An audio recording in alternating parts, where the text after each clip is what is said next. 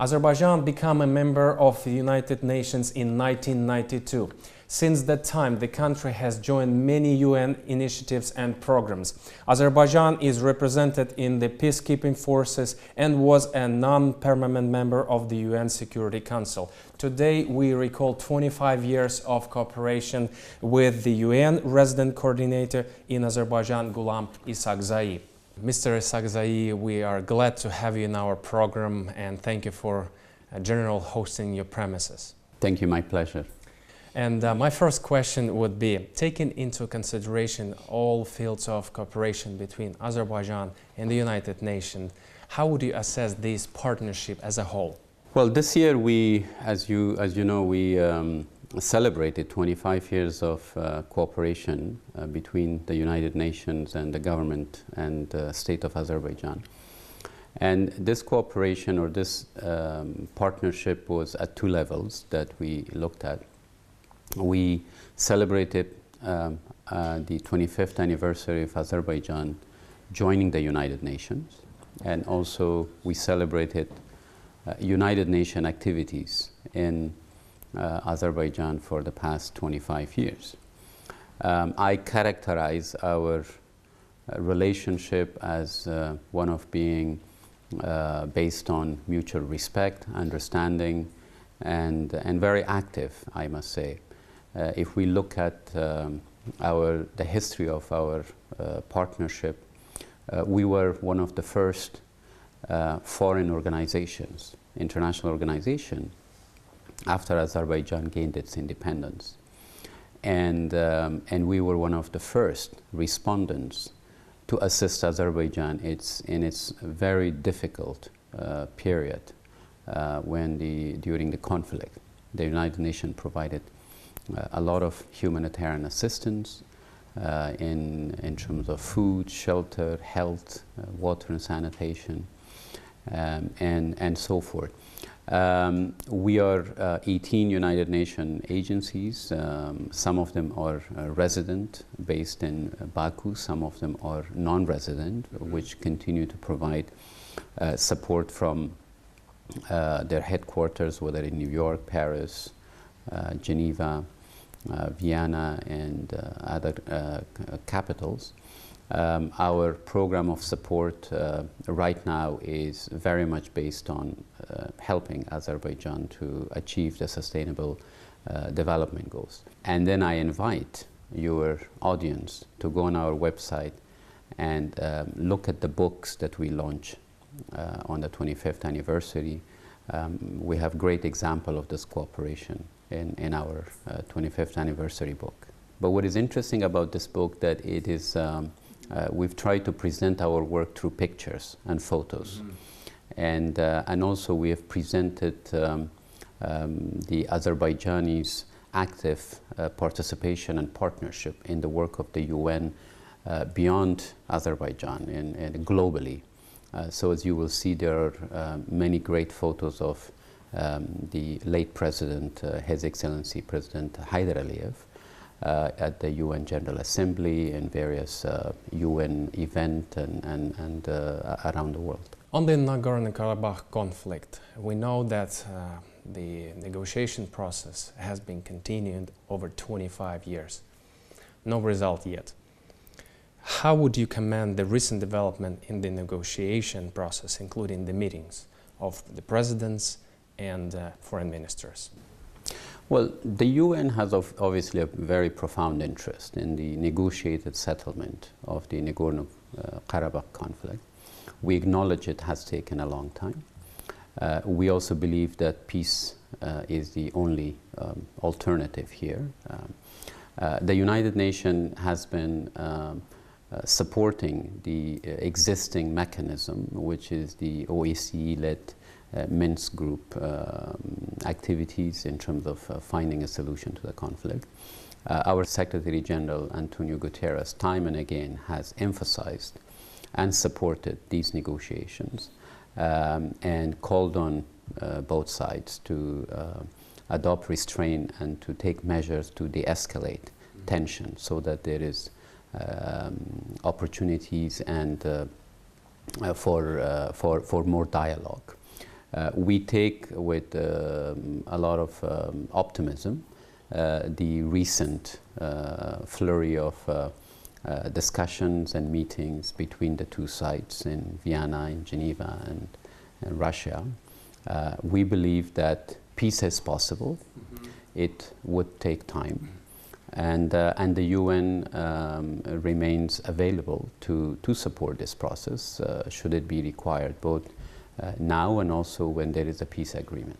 What can United Nations do to speed up the process of peace settlement? The United Nations will support the ongoing peace process under the OSCE-led co-chairs.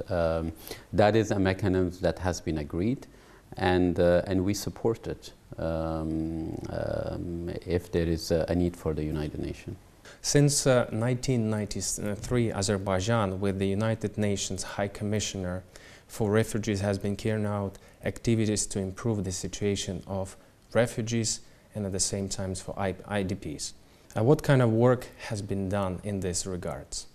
Let me start by saying that the United Nations, as I mentioned earlier, was one of the first organizations that set up its office here in Azerbaijan, and the United Nations provided a lot of humanitarian support in the early years of the conflict.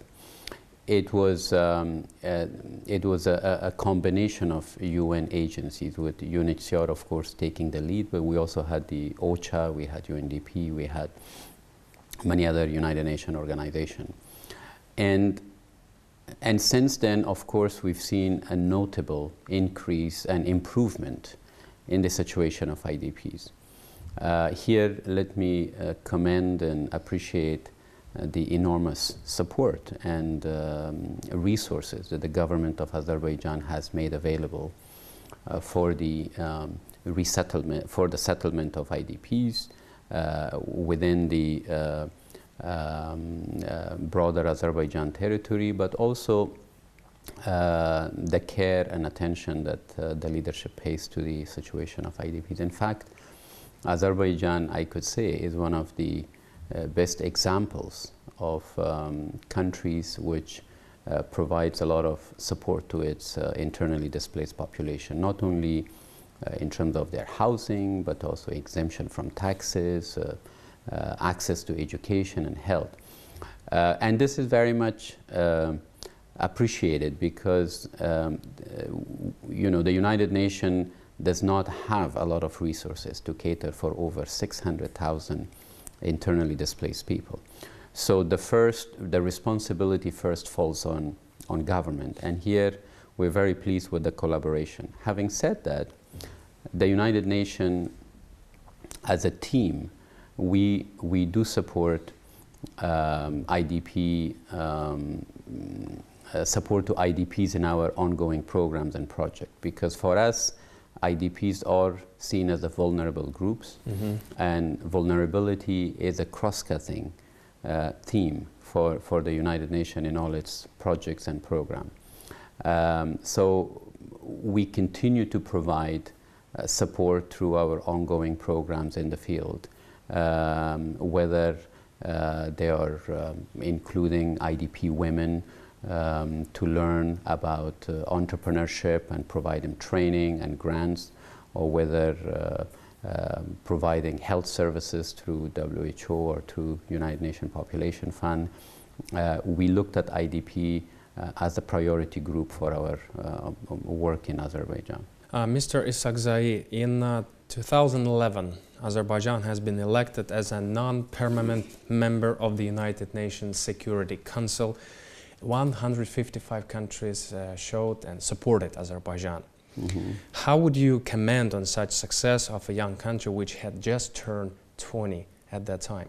Yeah, no, it's a great achievement, and let me also highlight that while admission as a non-permanent member to the Security Council was a great achievement for Azerbaijan. Indeed, it's a very competitive process. It demonstrates Azerbaijan's standing and popularity among nations, because they have to support this. And I think this also does not come by sheer chance. Azerbaijan has been very active in the international community, in the UN. It's not just the membership of the Security Council. Azerbaijan has been also very active in the executive boards and also in the councils of various other UN organizations. For example, Azerbaijan was elected to the Commission on Women, Council of, to the ECOSOC Council, Economic and Social Council. Azerbaijan has served on many boards of the UN organizations such as UNICEF, UNDP, FAO. Currently, Azerbaijan was elected to the board of the International Labour Organization. Azerbaijan has sponsored quite a few General Assembly resolutions. So all of this, of course, is seen by other member states and shows Azerbaijan active participation in the work of the United Nations. So I think it's very important that Azerbaijan continue to play that role. Indeed, it is a big accomplishment for a young nation such as Azerbaijan to compete among some of the most other big and powerful economies around the world. Securing a non-permanent membership of the Security Council is, as I said, it's not easy. It requires a lot of hard work to ensure.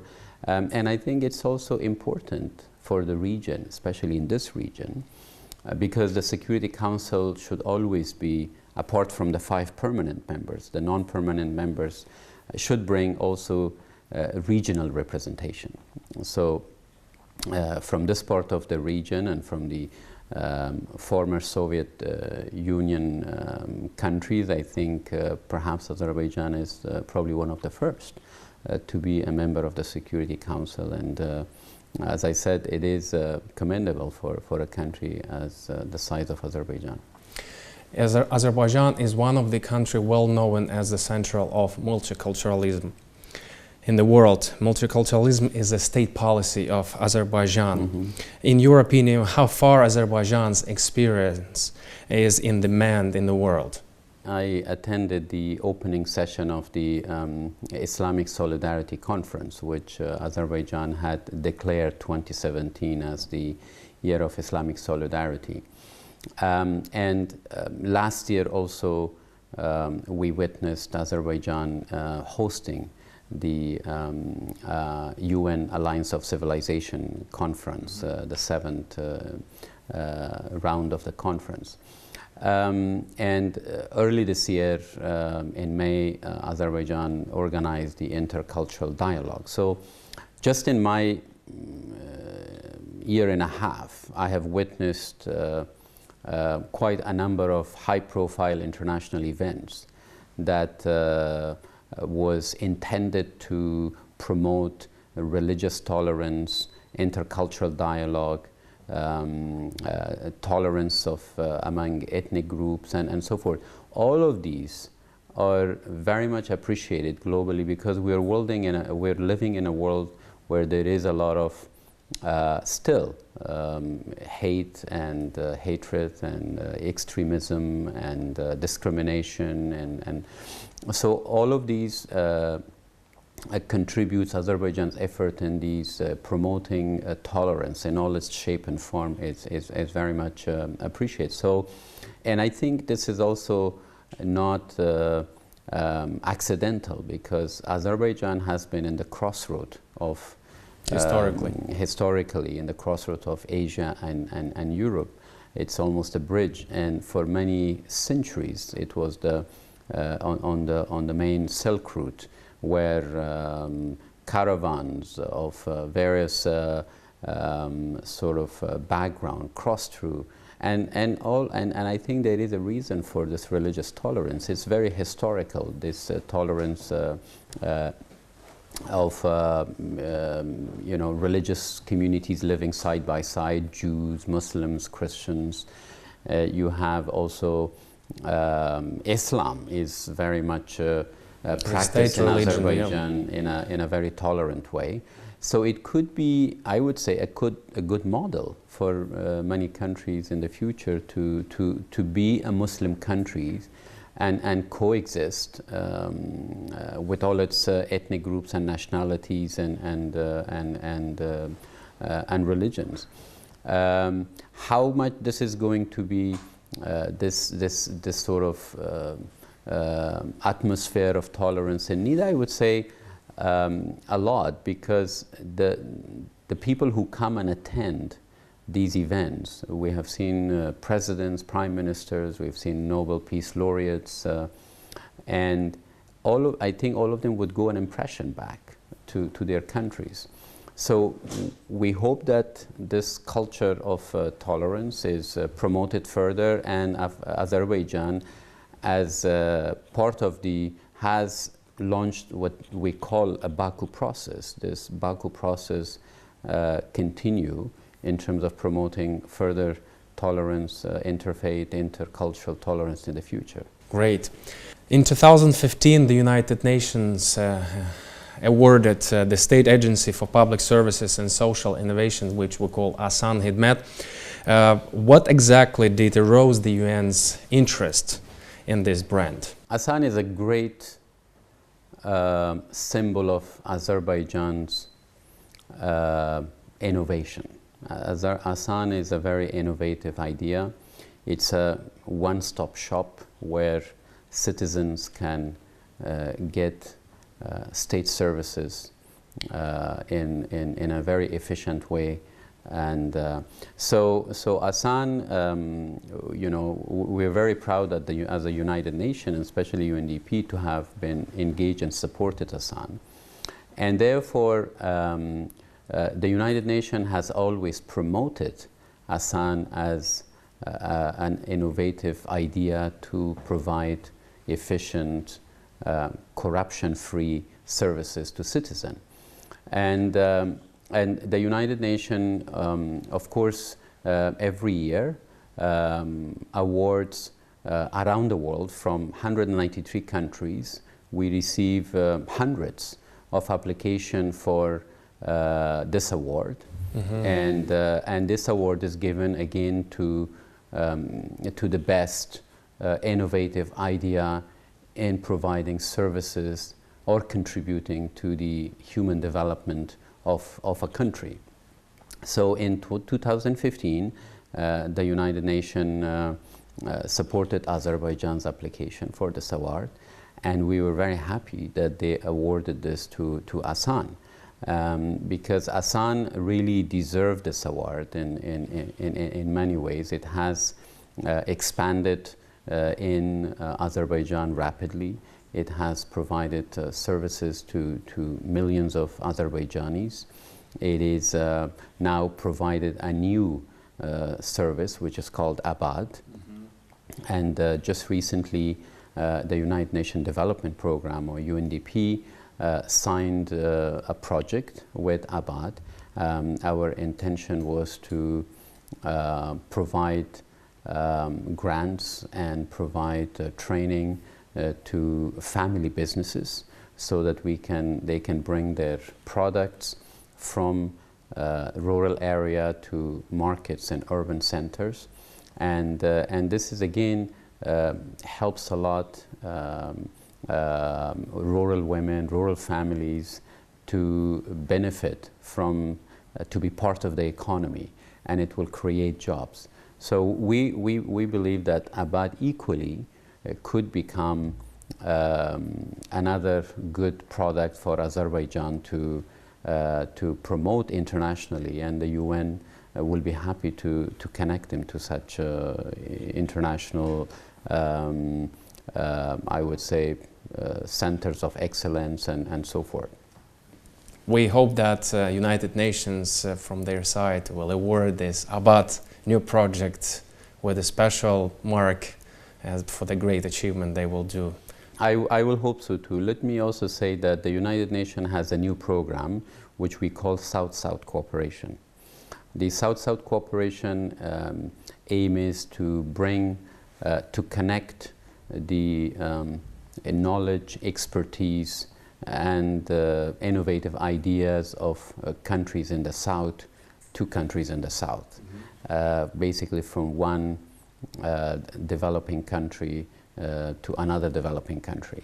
In the past, historically, knowledge and expertise came usually from Western countries, from Europe, from North America, and so forth. But we at the United Nations believe that a lot of expertise, a lot of knowledge that could be relevant to countries, poor countries, in other part of the world, whether it's Asia, whether it's Africa, whether it's Latin America, could come from other countries which have gone through the similar development process, like Azerbaijan.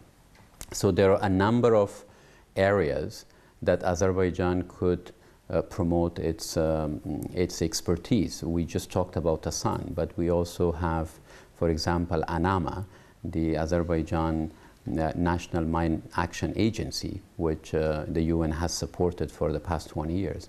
ANAMA has also become a center of excellence for demining, for providing support to victims of mine, for mine clearance, for mine awareness, and therefore ANAMA could easily compete with other international companies to do demining in countries like, in places like the border between Syria, Turkey, Afghanistan, Somalia, and other. So we're also helping ANAMA now to become basically a certified agency. We talk about customs. Azerbaijan, we've also supported Azerbaijan customs. It has become a very modernized custom based on European standard. We can talk about pension reform. The UN was also very much involved in supporting the pension reform and automating the pension system. We can talk about migration services. Again, we have agencies which provide technical support to the state migration services. So there could be a number of areas which the UN could promote, and this can become an excellent, I would say, way for Azerbaijan to promote itself, not as a country that just produces oil, but also as a country that can also basically provide expertise in other areas, IT and other services. Mr. Ishaqzai, taking into consideration what we just talked about, it's a big range of projects and interesting ideas. What kind of future do you see in cooperation between Azerbaijan and the United Nations? Great question.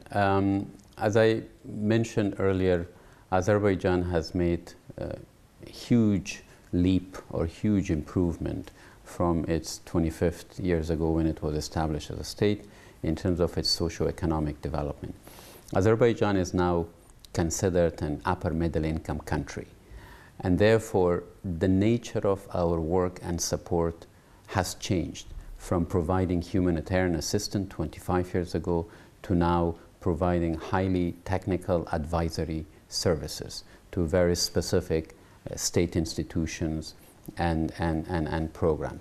So we have currently a partnership agreement with the government of Azerbaijan, what we call it the United Nations and Azerbaijan Partnership Framework. This framework is now its second year of operation. Our work and projects and technical support is very much defined by this 5-year partnership agreement, which is based on Azerbaijan's Vision 2020 and other national priorities. The other very important point of reference for us is the Sustainable Development Goals. As you know, the United Nations convened 193 countries in 2015 which adopted, including Azerbaijan, the Agenda 2030 or the Sustainable Development Goals, which are 17 goals, 169 targets, and over 250 indicators. Now, Azerbaijan, with other other countries around the world, are committed to achieve basically these goals, 17 goals by 2030, which means in the next 13 years. So our future work is basically to assist Azerbaijani government on how to integrate, how to adopt these targets and goals into its national programs and projects. So we are working very closely with the Ministry of Economy, with the Deputy Prime Minister Office of Ali Ahmedov to basically integrate and nationalize these goals and opportunities. So we believe that Azerbaijan would still need the United Nations assistance, not so much in the humanitarian area, but more in terms of development in very specific area that can help them achieve the Sustainable Development Goal. As well as 2020 goals of national. And the National 2020 Goal. And let me also just say one more thing, that in this regard, we very much appreciate the commitment of the President, President Ilham Aliyev, in establishing a National Coordination Council for Sustainable Development to work with the United Nations and with other partners to implement programs and activities to achieve these goals. Because for the next 13 years, the main framework for our work would be Sustainable Development Goal, or SDGs. And we are ready to support Azerbaijan in achieving them. Mr. Ishaqzai, thank you for your time, interesting interview, and we wish you all the best in your work you do in Azerbaijan, and Happy New Year. Thank you very much, and I wish you and your audience Happy New Year. This was the UN Resident Coordinator in Azerbaijan, Qulam İshaqzai, and we discussed cooperation between Azerbaijan and the United Nations.